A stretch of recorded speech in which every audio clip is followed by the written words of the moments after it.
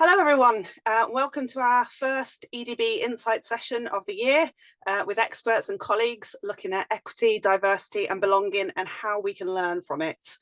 My name's Hannah Spencer, my pronouns are they, them. I'm a lecturer in occupational therapy and I'm also a member of RCOT LGBTQIA+ expert advisory group.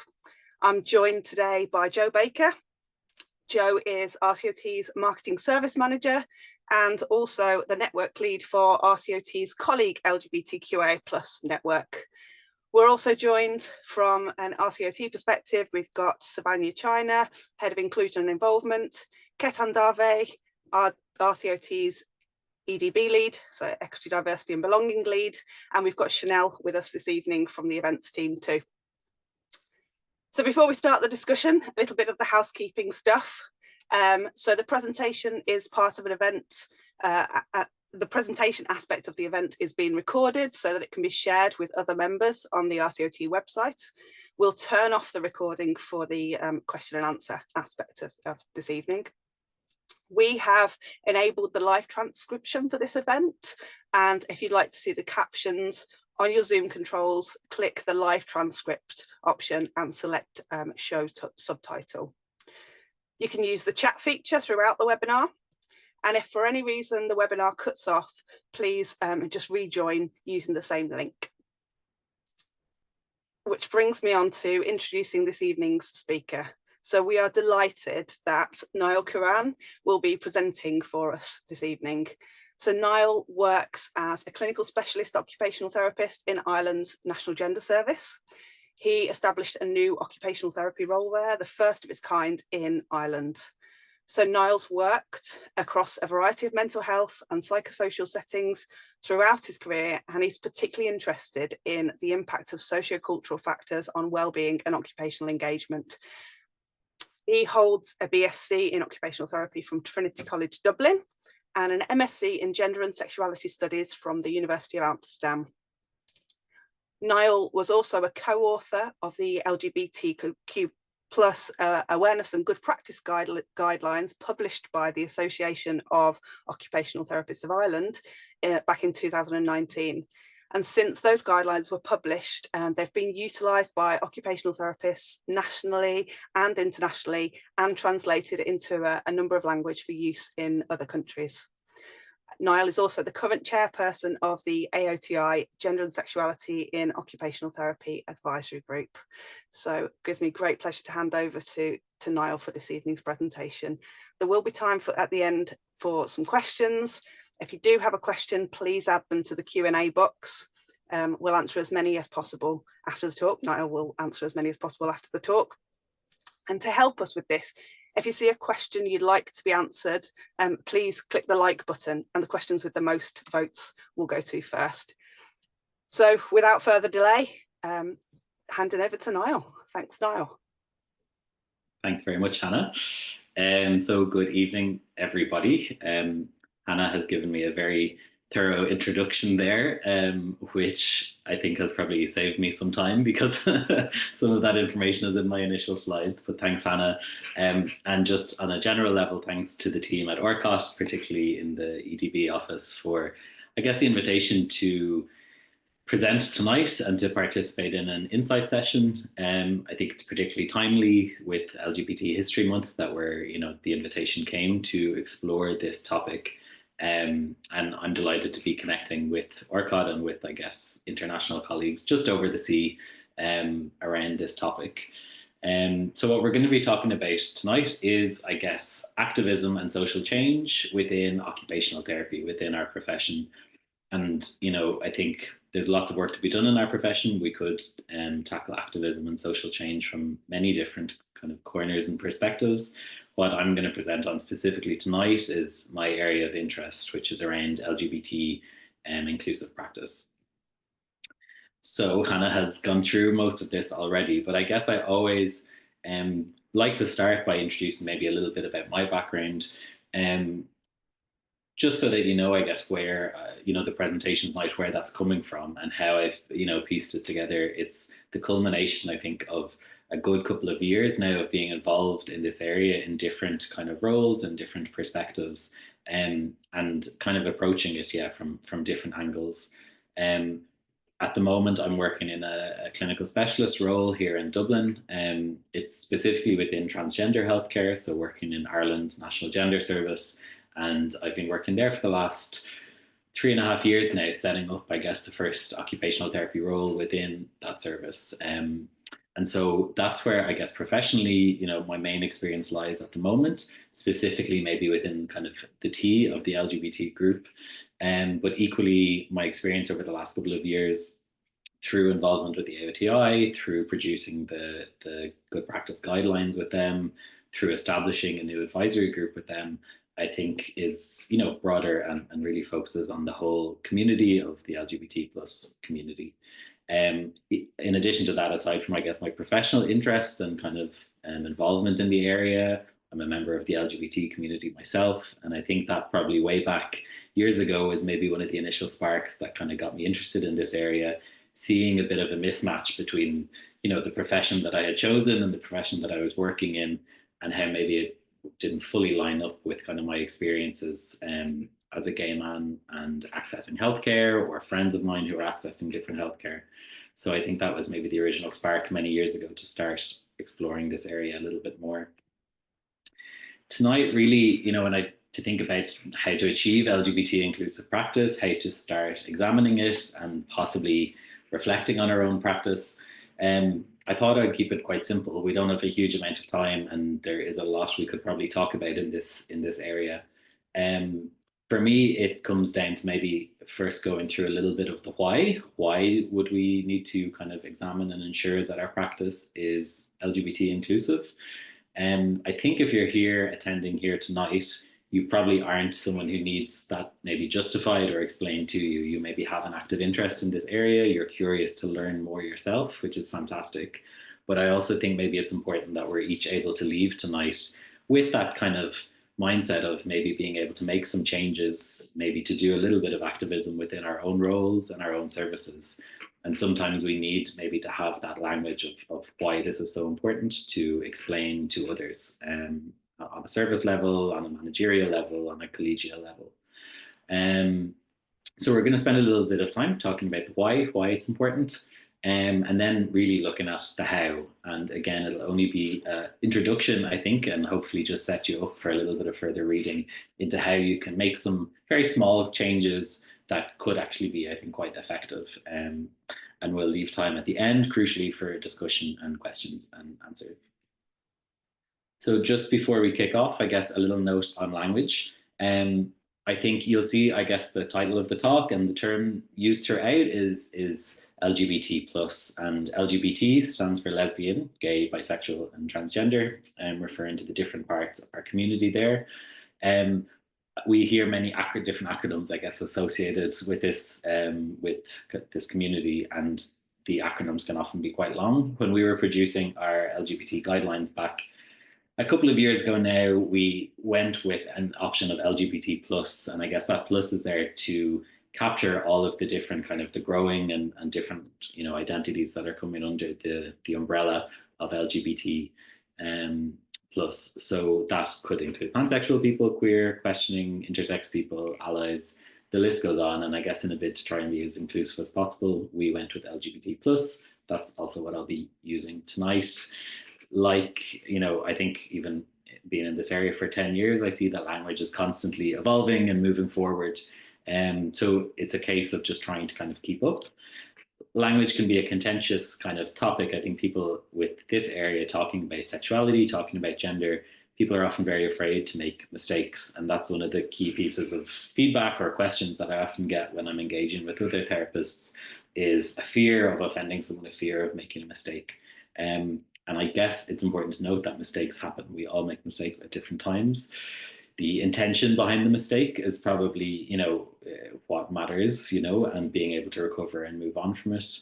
But a colleague of mine kind of always says that, endeavoring to know better is endeavoring to do better. So really that curiosity around the language, around the changing language, and about what you can do to improve your understanding of the language, I think that's often a really important thing that will help you to actually feel more comfortable using the language in this area. a lot of what I am going to be talking through tonight is very much based on the AOTI guidelines that Hannah has already mentioned. And we published these back in 2019, which is hard to believe now.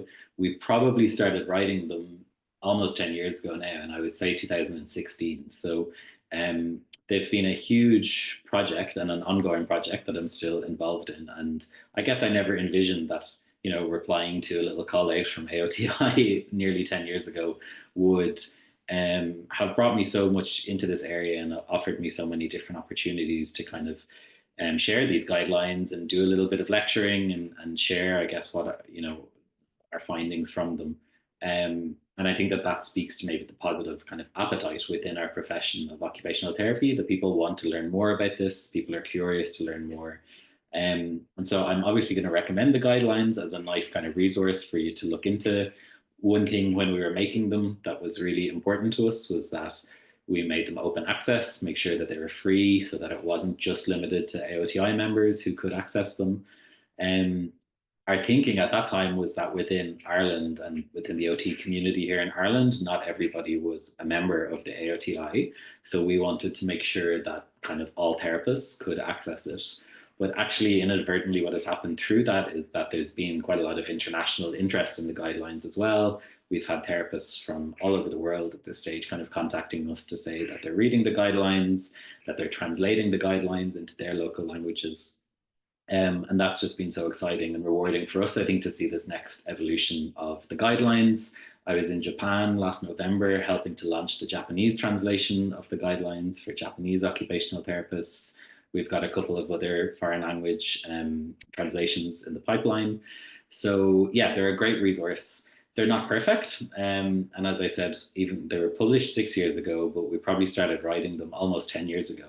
So actually this year, one of our main projects is to update them and to start exploring them and start working towards a second edition of them, which we've just started work on now. So you can watch this space hopefully for an updated version. But lots, I guess, of the content of tonight's lecture that I'm kind of presenting is based on these. I guess when the team from Orcot kindly invited me to do this session, we had a bit of a brainstorm about what would be most useful to the most amount of kind of therapists and people attending. So we thought keeping it on this kind of introductory broad level would hopefully be a nice introduction for people to the area and encourage you maybe to do some further reading yourself after tonight's session. So first of all, as I said, what is the need? Why is there a need for specifically LGBT inclusive practice? What I put together recently was a little timeline of maybe some of the key kind of social changes here in Ireland, where I come from, in terms of LGBT rights. And it's really not a very long amount of time if we look back kind of 50 years or so to the mid 70s.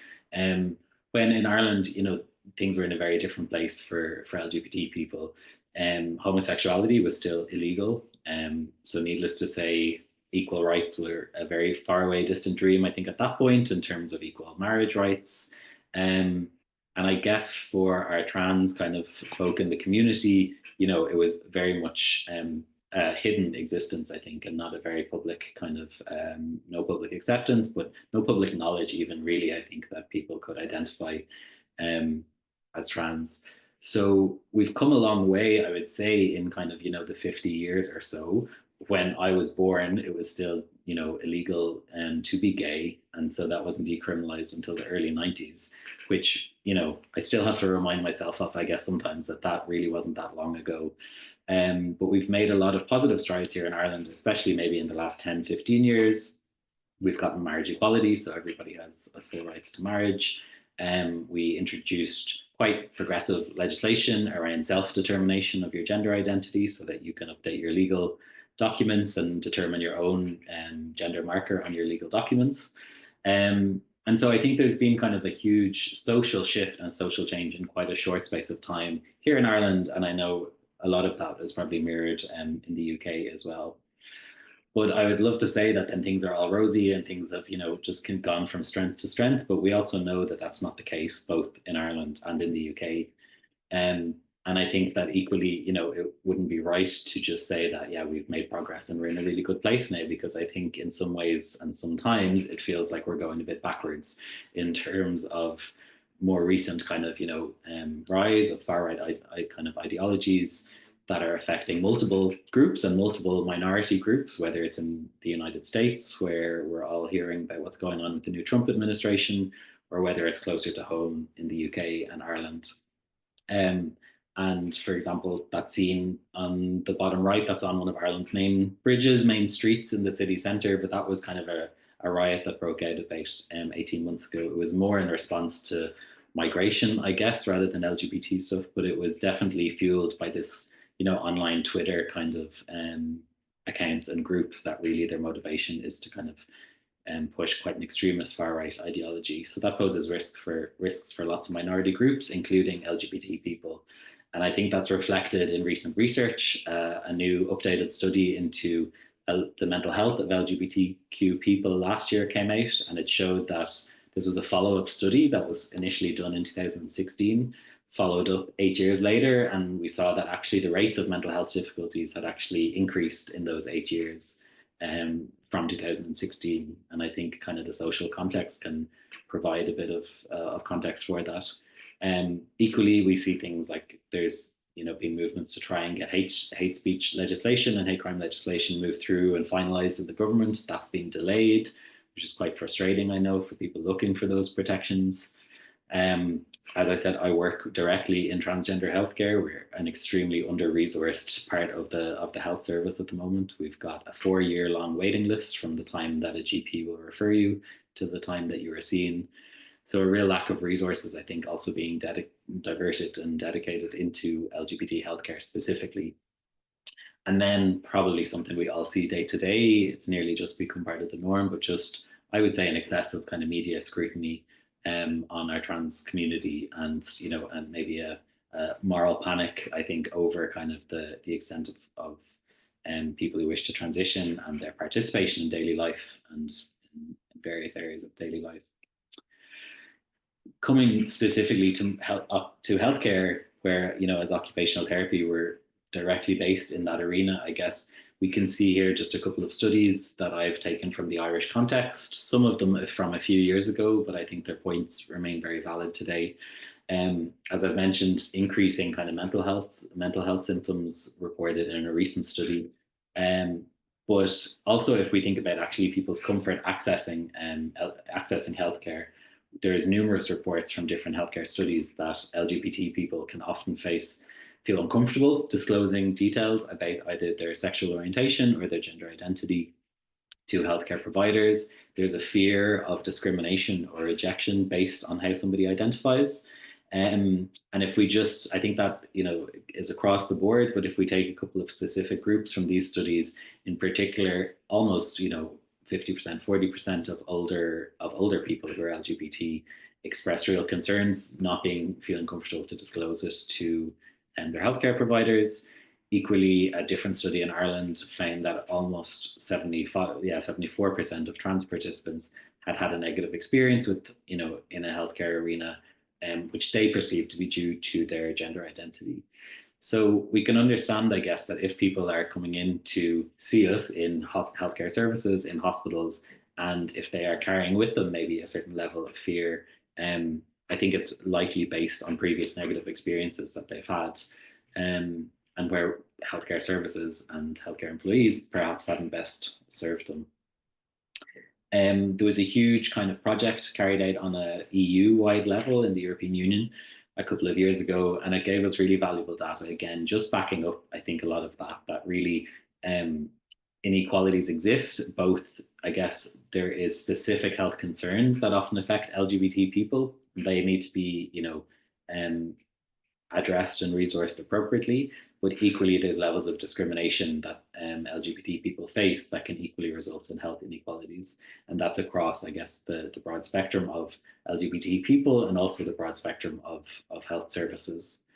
And it showed that often when you actually look on a professional level, that often healthcare professionals, perhaps who aren't members of the LGBT community themselves or who haven't had much exposure to LGBT issues, that often there's a real lack of knowledge, a lack of confidence maybe in how to properly kind of address these needs, and a lack of cultural competence, which we'll touch on very shortly.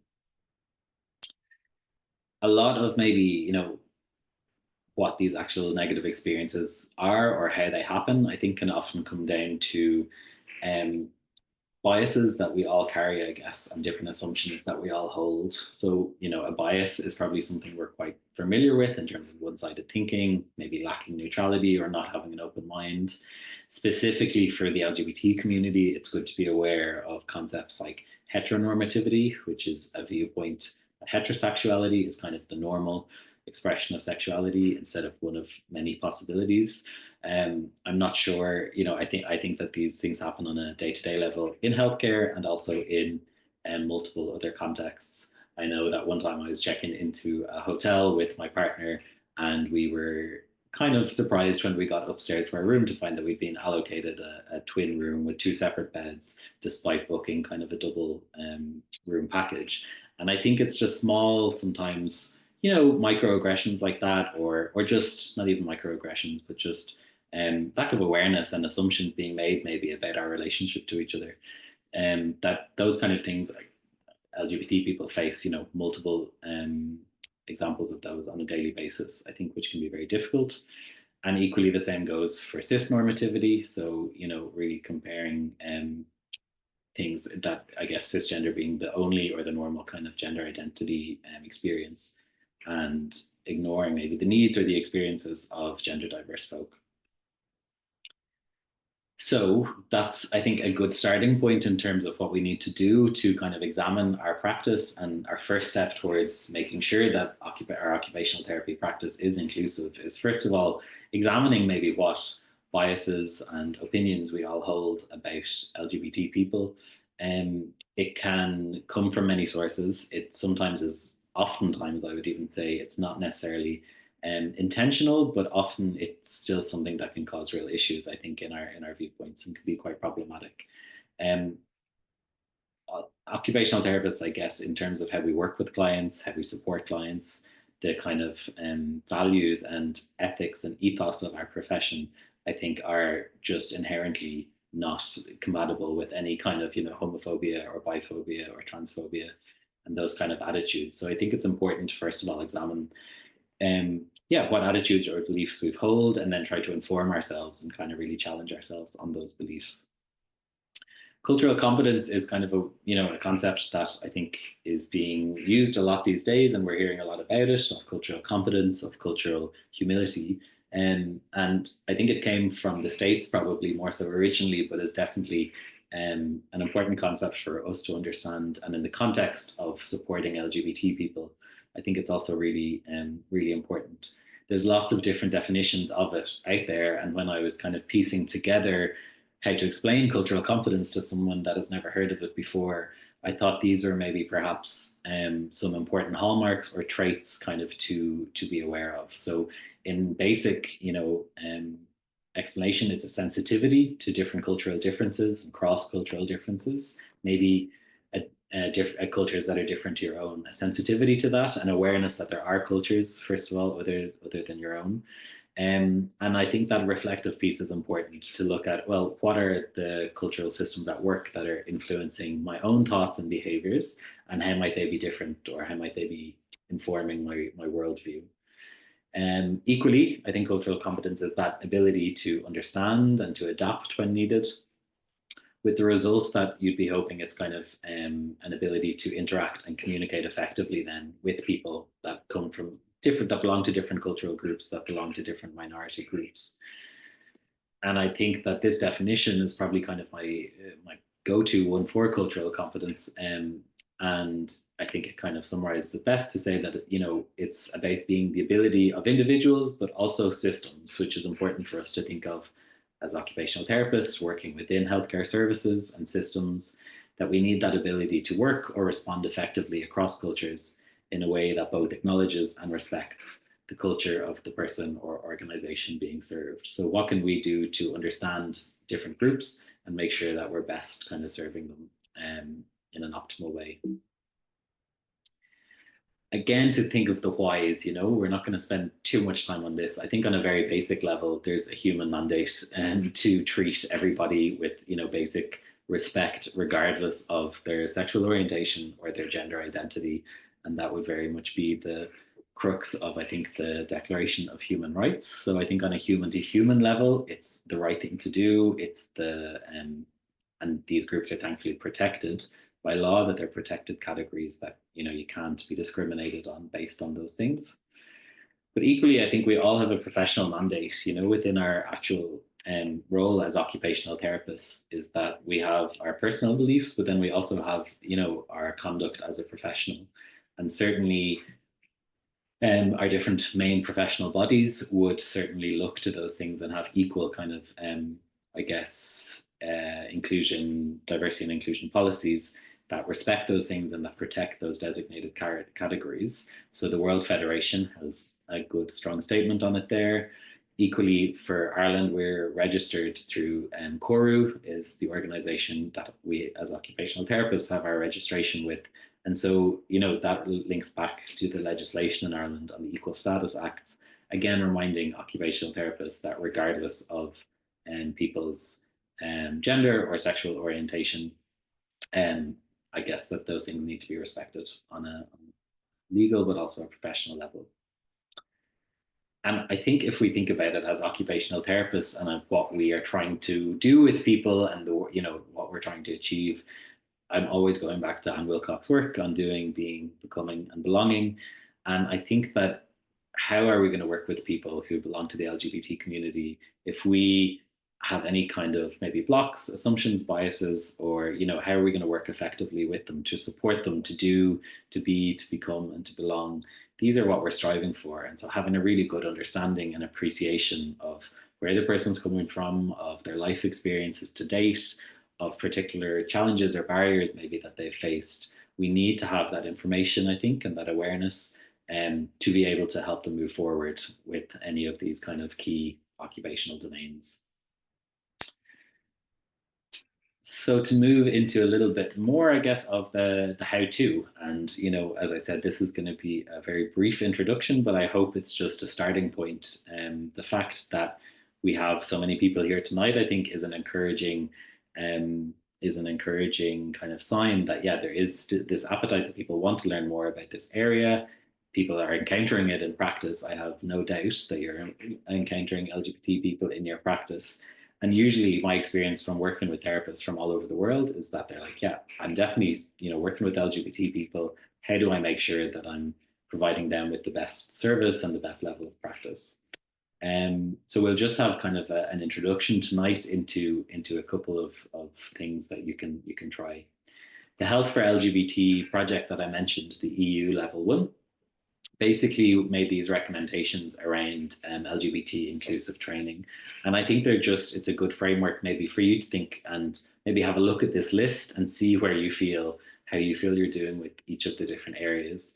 On a basic level, it's maybe about understanding key LGBT concepts and key terms. If we had a whole other hour, that's something that perhaps we could have included in tonight's workshop. But I also think that that's something that you can take very easily, a bit of personal responsibility to go off and read up on, have a look at definitions, become curious about them. And there's lots of really good resources out there that you can use to inform yourself. But equally important is understanding, as I said, people's experiences, any experiences with discrimination, what specific barriers maybe affect LGBT people in healthcare settings, and understanding any specific healthcare needs I think that LGBT people might have. And then equally a little bit of self-reflexivity, I think. So looking at your own attitudes and skills and behaviors to make sure that, I guess, the service that you're providing is inclusive. I always start with just telling people, OTs, that I guess it's not a whole new skill set that you need to learn in order to provide really good LGBT inclusive practice. It's very much going back to your core OT skills that you've already developed and that you use day to day with all of your clients. So I think a couple of the key guiding principles from our training as occupational therapists is trying to practice in a client-centered manner, first of all. So really getting to know the person that you're working with, understand their life experience and understand what's meaningful and what's important to them, and help them set goals and move forward around that. If you're operating in a client-centered manner, I think you're not too far away from being, LGBT inclusive, because you're really, I guess, standing beside the person, understanding how the world has treated them and what their kind of perspective on things are. Equally important to have a look always at like evidence base and research. So look at what's out there in terms of some of the studies that have been produced, both within our profession, within occupational therapy, but also outside of it. So I referenced there some of the kind of Irish studies in the Irish context. I'm sure there's lots of equal comparative studies in the UK context. And it might be worth reading those to really try and understand, okay, related to your service or the area that you're working in, and what have people's experiences been? What are some of the initiatives maybe that are out there that are helping to support LGBT people accessing the health services? And then I guess going back to OT theory, this is something that certainly I didn't always do. I think when I got started practicing initially, the OT theoretical models were nearly put up on a book, on a shelf in a book, in my office. But I have to say that, the further I've gotten into this work, I think I can really see the value of just using our theoretical models to really try and ground our understanding and help the person.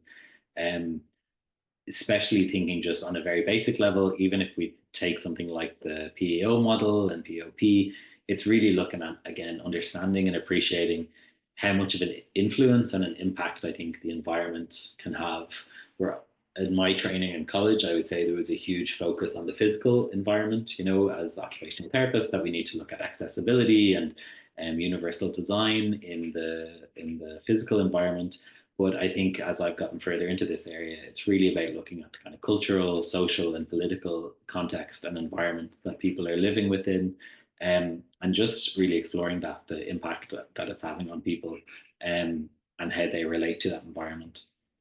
Equally, from a personal perspective, having a look and seeing, that probably somebody's gender identity or their sexuality is just one part of their whole person and of their whole identity.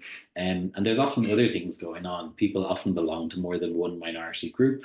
You might be belong to a group based on disability or on ethnicity or on race. So I think it's important to, again, really appreciate how those overlapping and intersecting factors can affect a person and their world's experience and their experience of healthcare where you work. So I think then the more maybe new concepts that people haven't come across before, again, I refer to the LGBT guidelines that we produced on these, because what we wanted to do with those guidelines was to produce, I guess, a handy, and very accessible kind of guide that people can straight away take back to their practice and look to compare their practice against, to see how are we doing, how am I doing as a therapist, how are we doing as a service or as an OT department, and what changes or what gaps are there that we can make improvements within. So the 4Ps model is designed to exactly, I guess, address those things. If you are able to look at the public profile of your service, at the policies and procedures that are in place, in the programs, or maybe the gap in any program provision, and then the professional development piece, what learning you or your colleagues need to be able to do in order to improve your LGBT inclusive practice, these kind of 4Ps should be a good guide for you. So starting with public profile, that's a kind of, I guess, easy place to start, because it's about how do you demonstrate, I guess, that your awareness that you have LGBT service users coming to your service, and that you're aware not only of their existence, but maybe that they have specific needs. This can be done in numerous ways. I think you can, it's very easy to do, but for example, just being able to display like LGBT, a rainbow flag, having that on display in an office, on a notice board, in your email signature, on your work badge, your lanyard. There's lots of different ways to do it. It's a very small act, I think, but it definitely goes a long way with someone maybe who's feeling a bit vulnerable when they're accessing healthcare, or someone who is unsure whether or not they can disclose anything relating to their sexuality or gender identity with you. It's a nice little nod that, hopefully I'm a safe person. I've done a little bit of reading up and training in this area, and, it's that you're able to disclose that stuff safely to me. What I would say is that having worked in this area for a few years, and maybe within the hospital that I work in, because we're part of the gender service, and people often approach us looking for like rainbow lanyards, rainbow badges that we wear as part of our team. And I think it's great that people want to start demonstrating that stuff and that they want to wear those things. But what I would say is that my belief is that those things shouldn't be provided unless you have done some basic, at least, training in how to provide inclusive practice. Because I think there's a huge risk that if everybody starts wearing these beautiful rainbow lanyards and rainbow badges, and all it takes, I guess, is for one negative incident where somebody goes, sees that, thinks, okay, great, this is a safe person, I should be safe with them. And then for, I guess, a negative incident to happen due to maybe a lack of training or a lack of awareness, I think that there's huge kind of risk to undermine the whole kind of, positive efforts being put into those kind of schemes and programs. So definitely train first, I think, and upskill, and then find ways to demonstrate that maybe I have done a little bit of training or that it is kind of a safe person to talk to. Often, no message is also a message. So I think through websites, through resources, information sheets, materials, by not including maybe representation of LGBT people in those things, that can often send a message that, again, there's just maybe an invisibility there, or that there's not an acknowledgement that they have, diverse people accessing their services. A couple of very basic kind of ideas that, that I'm referring to: email signatures, for example. Putting pronouns in your email signatures can be a really nice way to just, again, show that you're thinking about those kind of things. I myself am cisgender, so I just put my pronouns in there. But I also put in a link to an explanation, kind of a website that explains, what pronouns are and why it's important to include them. And I think that I've had good feedback from colleagues who maybe hadn't seen that before in an email signature, that it helped them to understand it a little bit more. It's a very small gesture, but I think to people maybe that, always have to share their pronouns or need to share their pronouns, I think it's appreciated when it's somewhat normalized.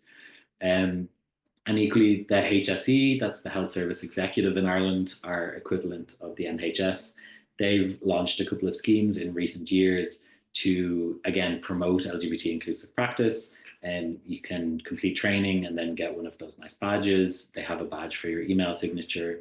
Or it could just be as simple as, again, within your notice boards and areas within your service, displaying maybe a rainbow flag. And when I used to work in the community, I used to be out and about going into people's houses. So I had to kind of re-examine, how do I do that? So that's where I maybe picked up a rainbow lanyard for my badge. I had a little nice rainbow sticker from an LGBT organization on my bag and on the front of my diary. So you can find subtle ways, I think, to be able to signal to people that you've completed some training in this area. Policies and procedures, I guess, relates more to the more formal parts maybe of your service, looking to see what policies exist within your service to protect LGBT clients, but also LGBT staff and colleagues that work alongside you. So you would be looking there at kind of the diversity and inclusion policies, any policies to support gender identity and expression. And I guess you want to be reassured that as an organization that you have a pre-prepared policy that informs people how things like transphobia or homophobia are dealt with in the organization. That could be from between patients, it could be between patient and staff member, or it could be between two staff members. So having policies, I think, on all of those levels is a really important place to start. And I guess it helps down the line if an incident ever does come up, that you already have policies prepared in this area. Things looking at, as I said, those equality and diversity policies, but equally looking at things like your documentation. So, as OTs, we often do assessments of various sorts, regardless of what area you're working in. And as standard, we'll often just record different information at the start about name, about gender, about relationship status. And so again, it's just looking to see, well, am I doing that in the best way possible? Is there a way that I could improve it to make it a bit more inclusive? Often, I guess, from an occupational therapy perspective, I think knowing the person's gender, how they identify now, and what pronouns they use, what name they use, that's often the most important part. If there is a real medical need to know what sex the person was assigned at birth, that's different, and that can maybe be added in as an additional question. Um, but it's just about examining kind of, yeah, how you ask these questions and what information do you really need in order to work effectively with this person. Equally around relationship status, maybe not making assumptions that it's, a straight relationship or even that it's a marriage, just asking, more open questions about the relationship status. And programs then, as I said, is maybe more on the service delivery level. It's more about looking at what needs to be done to make your service more inclusive on a programs level and maybe on an intervention level. Um, Over the years, I've heard really nice examples of how people have done this on depending on their service area. One of them was working in the community and recognized that a lot of their older LGBT people that they worked with were quite isolated. Maybe they didn't have kind of traditional biological families. They had maybe lost contact with their family of origin, or they hadn't had children, perhaps. And so there was a lot of isolation, I think, in the community. And so one of the programs that this colleague set up was to try and run kind of a social group to try and gather LGBT people of a certain age back together. It was a bit of peer support. They could relate to each other. I think the age part was important in terms of streaming it so that, they had a lot in common with each other. And that was, I guess, after she conducted kind of a service provision gap analysis to see what are we not, like, who are the vulnerable groups within our service, and are we offering any programs to really help them.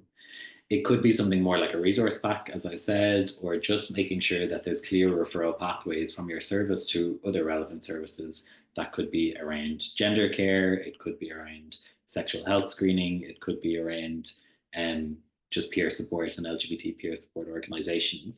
There's lots of really good organizations in the NGO space and in the community space. And I know in my work, I rely on those a lot. And I'm often making the links from patients that I'm working with back to kind of community organizations and NGOs. So simple programs to make sure that there's clear pathways and good information for clinicians within your service would be a really nice example of a program that you could establish.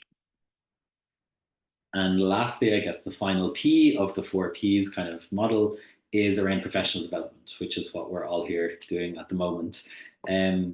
Professional development is really varies from person to person. I think some people have loads of knowledge of this area. They might have done, reading themselves in it. They might have friends or family members who are part of the LGBT community and who offer them kind of education on it. But also some people have no context for this stuff, have never gotten to really access material over it, and maybe just feel quite underconfident or not informed on it. So I think, like with any knowledge gap we have as a professional, the first thing is to say, like, okay, I don't know enough about this. I need to go and read more, and I need to inform myself, and I need to get that information from credible, reliable sources, I would say. So on a very basic level, I think that it should be, up to every therapist to inform themselves on the key language and concepts so that you understand what people are talking about. If they talk about a non-binary person or about, a pansexual person, just understanding the basic kind of terminology can go a long way. And I think it can help you to feel a bit more confident as a professional. But equally then, exploring maybe what knowledge gaps exist both for yourself or within your service. Is there an in-service and a CPD session you could organize to perhaps invite in an organization who are specialists in this area, people with lived experience perhaps, and what kind of, or even just reading journal articles, watching documentaries. There's lots of good ways to do it. I know within the AOTI, we have an advisory group now for gender and sexuality in occupational therapy. And a lot of the events that we organize are quite casual. They're like, maybe encourage members to listen to a podcast, and then we all meet up for an hour over a cup of tea some evening to discuss the podcast and what we learned and how we can bring that back to our practice. So there's nice ways, I think, to be able to really inform yourself and develop professionally in this area. Coming along tonight, as I said, is probably a first step, but I hope that everybody goes on to take maybe a couple of further steps after tonight to further their learning. And I guess that's just a summary slide of what I would say the kind of key tips for inclusive practice are. The top kind of layer there being our more generic OT skills, the things that are just built into us from our OT training, but that definitely help, I think, working with LGBT clients. And then maybe the 4Ps model being, more of an inclusive practice framework, might be new information tonight, but something you can take away and do a little bit of thinking of. Maybe have a discussion at work tomorrow in the canteen, about this insight session you went to with Orcott last night. And just being able to start conversations, I think, around that is a really good step towards having some activism within occupational therapy. And just to relate that kind of back to, the point that we were talking about, it's important on an individual level in terms of our relationship with clients and having the clients that we're working with having positive healthcare experiences. But equally, I think starting to examine our practice and maybe those 4Ps can equally have a ripple effect out into kind of, our broader department, maybe our occupational therapy department, the service that we're working in. And I think that in turn can have a really, if enough organizations and departments are doing that, that can have a ripple effect out into kind of, society as a whole. And I think that that's certainly been my experience, is that there's a really good appetite for information and for growth in this area, particularly within our field of occupational therapy. And there's lots of ways that you can do activism on a small level within our profession that actually achieve really effective change, I would say. So I'd encourage you to start with that, start with making a small change.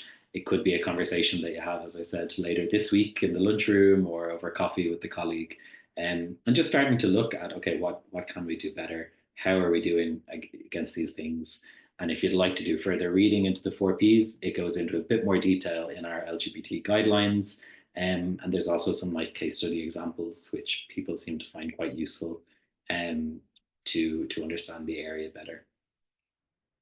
So I wish we had a little bit more time to stay and to present, I guess, but we did want to leave time tonight for discussion and for questions and answers. So thanks for, I guess, listening to me. I hope it's been somewhat helpful, the talk. And I look forward to answering any questions that you might have. Equally, my contact details are there. You're very welcome to reach out to me after this if you have an interest in the area or something more specific that you'd like to address. Feel free to reach out. But for now, thanks very much.